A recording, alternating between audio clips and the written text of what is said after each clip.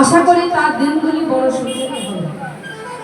তাহলে যিনি আমাদের প্রথম গুরু তিনি কে? তাহলে শোনো, দিন তোর আনন্দে যাবে ভজরে গুরু না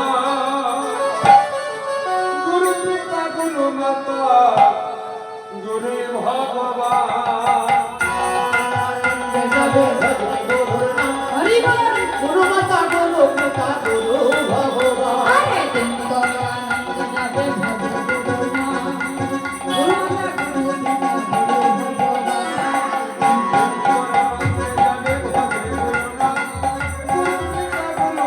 গুরু ভগবান। अजय गुरु पिता गुरु माता गुरु भगवान। गुरु हलो सर्व सकल सर्व भगवान। हरि बोल हरि बोल। গুরু মাতা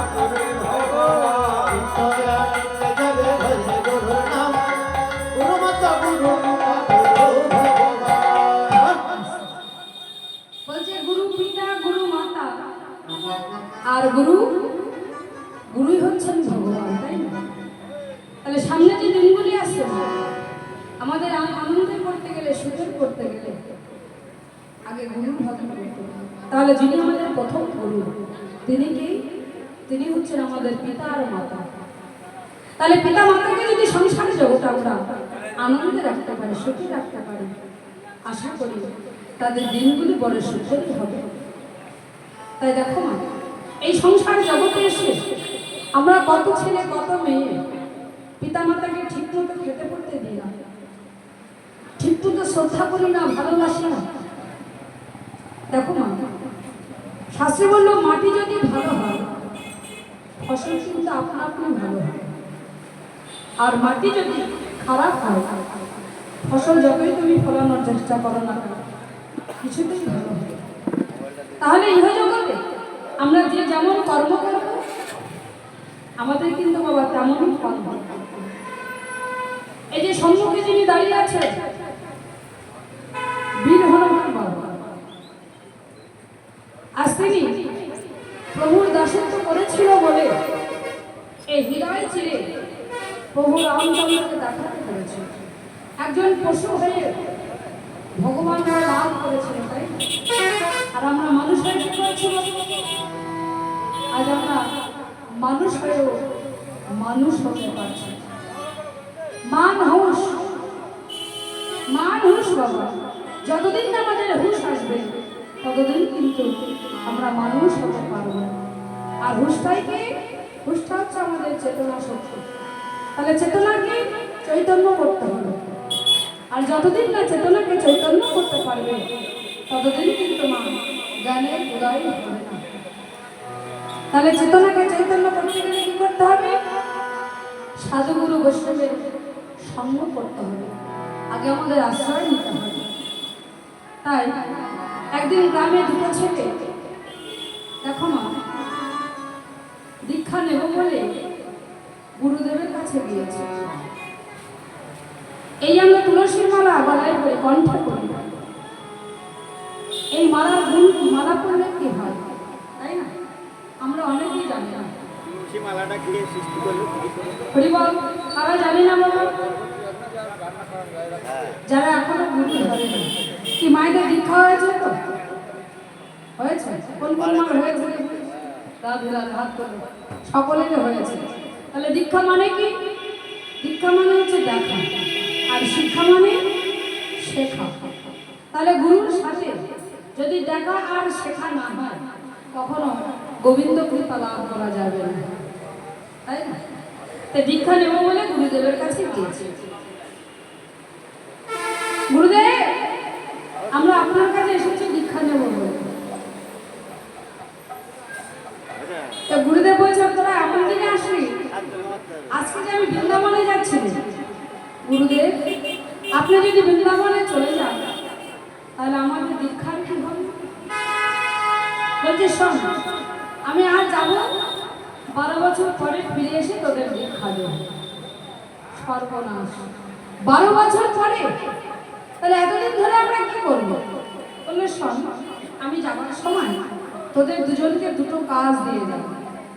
কি কাজ? বলে শোন, আমি তোদের দুজনকে দুটো জবের বীজ দিয়ে যাব। দুটো করে জবের বীজ দিয়ে যাব। এই জবের বীজ দুটো যে 12 বছর ধরে রক্ষা করতে পারবে, মানে যত্ন করে রাখতে পারবে, আমি তাকেই দীক্ষা দেব। দেখো মা, প্রথমে যে বীজ দুটো নিল, দেখো মাথা ভর্তি চুল, মাথা ভর্তি চুল, কিন্তু বুদ্ধিটা ভালো না, মানে একেবারে বুদ্ধি নাই। তিনি কি করলেন?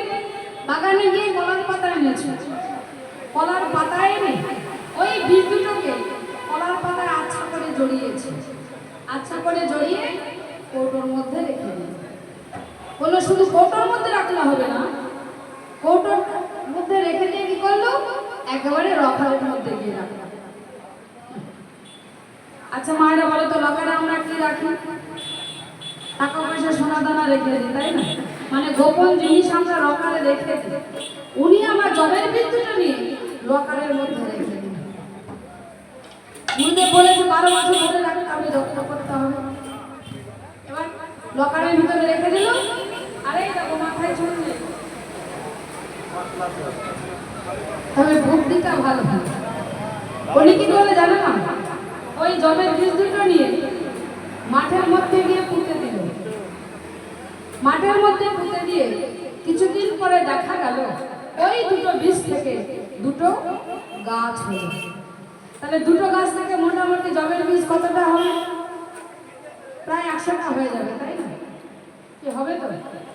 আচ্ছা, তাহলে ওই 100 বীজ দিয়ে আবার পরের বছরে আবার মাটিতে পুঁতে দিল। এবার ওই 100 বীজ হলে মোটামুটি কত হবে? কত বীজ হবে? 5 কেজি হয়ে যাবে। এবার ওই 5 কেজি বীজ নিয়ে পরের বছরে আবার মাটিতে পুঁতে দিল। তাহলে ওই 5 কেজি বীজ থেকে মোটামুটি 2 বস্তা বীজ হয়ে যাবে, তাই না? এবার ওই 2 বস্তা থেকে বছর বছর বাবা বস্তা বস্তা বীজ হতে আরম্ভ হলো। এত উন্নত হলো। তাহলে দেখতে দেখতে 12 বছর কেটে গেল। যখন 12 বছর হয়ে গেল, গুরুদেব বাড়ি ফিরে আসে। যেই গুরুদেব বাড়ি ফিরে এসেছে, গুরুদেবের কাছে গিয়ে বলছে, গুরুদেব আপনি এসেছেন, তাহলে এবার আমাদের দীক্ষা দেন। গুরুদেব বলছে, আমি তো এসেছি, কিন্তু তোদের যে দুটো কাজ দিয়েছিলাম সেই কাজ দুটো মনে আছে তো? বলছে আছে। মানে গুরুদেব বল, তোরা কেমন হবে? বীজ দুটো রেখে দিয়েছে। বলছে গুরুদেব আপনি যে দুটো বীজ দিয়েছিলেন, ওই দুটো বীজ থেকে আমি বস্তা বস্তা বীজ করেছি। বস্তা বস্তা বীজ করেছিস? হ্যাঁ, একেবারে গোডাউন লোড করে ফেলেছি। আর কি করেছিস? আর কি করেছিস রে? দুটো বাসও কিনেছিস? বাপরে, তার মানে বহরমপুর টু করিমপুর নাকি? বাপরে, দুটো বাস চলাচল করছে। আর কি করেছিস? 2 বিঘা জমি কিনেছিস? সর্বনাশ। কি বহরমপুরে তো? ডোমকলাও আছে? সর্বনাশ। বলছি বহরমপুরে 1 বিঘা, ডোমকলে 1 বিঘা কিনেছি। তাহলে কতটা উন্নত হয়েছে তাহলে চিন্তা করে বলো। এত উন্নত করে ফেলেছে 12 বছরের মধ্যে। তো অপরজনকে জিজ্ঞাসা করছে, হারে তুমি কি করেছিস? আমি খুব যত্ন করে রেখেছি। তুই খুব যত্ন করে রেখেছিস? হ্যাঁ। ওই নিয়ে নাকি তোর বীজ? আমি লোকারটা খুলি। জয় রাধে জয় রাধে। ওমা, উনি কি করেছে জানো? লোকারটা খুলে কৌটোটা বের করেছে। কৌটোটা বের করে কৌটোর ঢাকনাটা খুলে ওই কলার পাতাটা বের করছে। বের করে দেখছে 12 বছর কি থাকে মা কলার পাতায় জড়ানো বীজ। দেখছে পাতাগুলো শুকিয়ে গেছে, কালো হয়ে গেছে, সেই সঙ্গে জবের বীজ দুটো কালো হয়ে শুকিয়ে একেবারে ছাতু হয়ে গেছে। গুরুদেব এই দেখুন 12 বছর ধরে রেখেছিলাম তো, তাই না জবের বীজ দুটো ছাতু হয়ে গেছে। রাধে রাধে। তাই মাগো, কাম বীজ কাম গায়ত্রী নিয়ে যদি আমরা লকারের মধ্যে ভরে রাখি, যদি আমরা লকারের মধ্যে রেখে দিই, তাহলে কি নামের ক্রিয়া হবে? বলবে নামের কি কোনো কাজ হবে? কোনো কাজ বা ক্রিয়া হবে না। তাহলে নামের ক্রিয়া, নামের গুণ পেতে গেলে দীক্ষা নিয়ে নিয়ে কাম বিশ্রাম গায়ত্রী যদি আমরা অহরহ জপ না করি, কোনোদিন তুমি নামের ক্রিয়া পাবে না। তাহলে কাম বিশ্রাম গায়ত্রী নিয়ে অহরহ জপ করবে, জপ করতে করতে একদিন ঠিক তুমি নামের ক্রিয়া পাবে। তাই গৌর হরি বল, হরি বল। তাই দেখো এই সুন্দর ভুবনে এসেছে, আমরা সুন্দর দেহ নিয়ে এসেছি, তাই না? তাহলে এই সুন্দর দেহটাকে আগে তৈরি করতে হবে, কারণ এই কলিযুগে আমরা এই সুন্দর দেহটাকে করছি ধীরে ধীরে জরা ব্যাধি জিন্নে পাপে তাপে একেবারে পরিপূর্ণ করে ফেলেছি। তাই কিতাব যারা দূর করতে গেলে